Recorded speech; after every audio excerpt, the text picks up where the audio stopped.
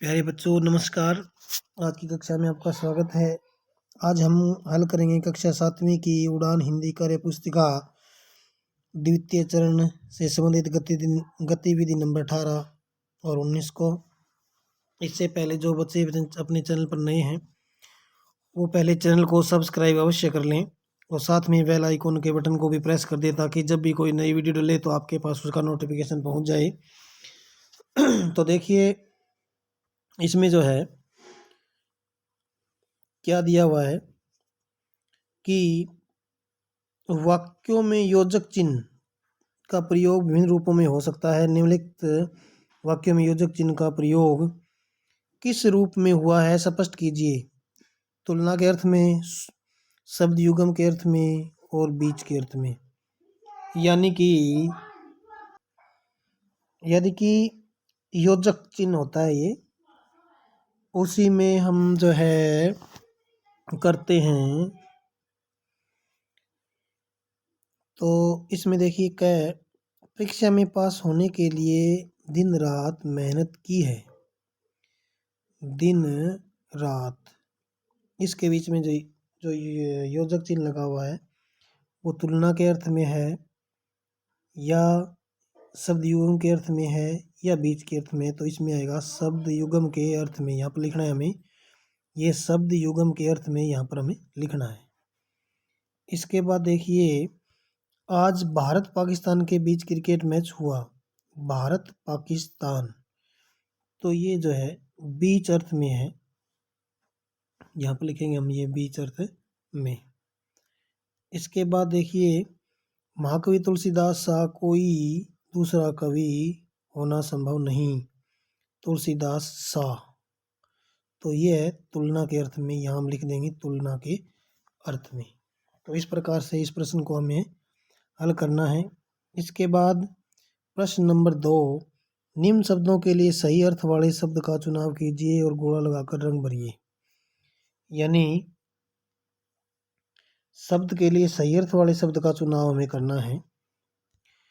तो इसमें जो है फणी, फणी होता है सर्प। फणी क्या होता है? सर्प। इस प्रकार गोला लगाकर इसमें हम रंग भर सकते हैं। इसी प्रकार से ख में राज, राज का मतलब एक तो राज ही होता है और एक रहस्य होता है। तो इसमें इस प्रकार गोले लगाकर उसमें हमें कलर करना है। इसी प्रकार भू, भू का मतलब भूमि, भू का मतलब भूमि। इस प्रकार से हमें इसका गोला जो है बनना है। इसी प्रकार प्रश्न नंबर 3, रेखांकित शब्दों के वाक्यांश के लिए एक शब्द चुनाव करना है। जैसे मारक, ज्वलंत, नीलांबर और अंतरतर। तो इसमें देखिए, महंगाई ने आजकल खबरों में जला देने का मुद्दा है। जला देने वाला मुद्दा, तो उसको क्या कहते हैं? ज्वलंत। यह आएगा ज्वलंत। इसके बाद कवि विनाश करने वाला गीत गाना चाहता है। विनाश करने वाला, इसके लिए एक शब्द होगा मारक। यहाँ मारक आ जाएगा। इसी प्रकार वह, यह उसके हृदय के भीतर से निकली चित्कार थी। हृदय के भीतर से, इसका होगा अंतरतल, ये आएगा। और इसी प्रकार नीले वस्त्रों का परिधान हरित तट पर सुंदर है। नीले वस्त्र, इसका होगा नीलांबर, यहाँ जाएगा नीलांबर। तो इस प्रकार से करेंगे। इसके बाद गतिविधि नंबर 18, इसमें क्या बताना है? देखो ये सारी जो गतिविधि है ये व्याकरण से संबंधित है। एक प्रत्यय लगाकर जब नया शब्द बनाते हैं तो मूल शब्द पहले शब्द से कुछ बदलाव देखने को मिलता है। जैसे इतिहास शब्द से एक लगाएंगे तो ऐतिहासिक हो जाएगा, यानी इतिहास इसमें मूल शब्द है, एक प्रत्यय है और ऐतिहासिक यानी प्रत्यय संबंधित ये प्रश्न है सारे ही सारे। तो इसमें देखिए करना क्या है आगे, दिए गए शब्दों में से सही मूल शब्द पहचानिए और उस पर घेरा लगाइए। यानी नैतिक शब्द जो है वो नीति प्लस इक प्रत्यय से बना है, इस नीति से बना है। इसके बाद पौराणिक, पौराणिक में पुराण शब्द है और इक प्रत्यय जब लगता है, जिस शब्द के साथ लगता है उस शब्द के पहले स्वर को वृद्धि हो जाती है। यानी ई को वृद्धि ऐ होती है और ए और ऐ इसको वृद्धि भी ऐ होती है। जैसे कि ऊ को वृद्धि औ होती है तो पौराणिक बन गया। प्राथमिक, इसमें प्रथम शब्द के साथ इक लगा है और पहला इसमें सर्वप्रथम में ए है, पे के अंदर जो रह है, रह के अंदर ए है, उसको वृद्धि आ हो जाएगी। यानी ए और आ को वृद्धि आई होती है। दैनिक में दिन शब्द है और एक प्रत्यय लगा हुआ है, दैनिक बन गया। इसके बाद प्रश्न नंबर 2, रसोई घर शब्द दो शब्दों के जोड़ने से बना है जिसमें से दूसरा शब्द प्रमुख है क्योंकि उसी शब्द से शब्द का अर्थ स्पष्ट होता है। ऐसे समास को तत्पुरुष समास कहते हैं। दिए गए वाक्यों में उन शब्दों को चुनिए जो तत्पुरुष समास के उदाहरण हैं। यानी इनमें से हम शब्द चुनना है और यहाँ विग्रह करके लिखना है। उसने पुस्तकालय से 3 पुस्तकें ली।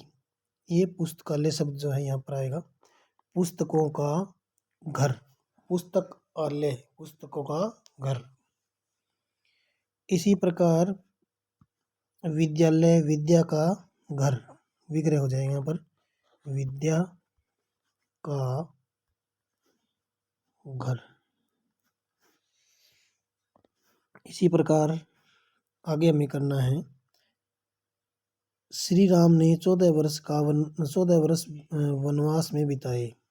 वनवास, तो इसका विग्रह होगा वन में वास, वनवास। विद्या का आलय, विद्यालय या विद्या का घर। इसके बाद विग्रह करना है तो विद्या का आलय आएगा और पुस्तक का आलय, पुस्तक का आलय, विद्या का आलय, वन में वास। इसी प्रकार जो है, राजमहल की सुंदरता देखते ही बनती थी, तो राजमहल, राजा का महल, यह होगा राजा का महल। इसी प्रकार तुलसीकृत प्रसिद्ध रचना रामचरितमानस है। तुलसीकृत, तो इसमें आएगा तुलसी द्वारा कृत। तो इस प्रकार से इस गतिविधि को हमें हल करना है। आशा करता हूँ कि आपकी जो है ये वीडियो अच्छी लगी होगी। धन्यवाद।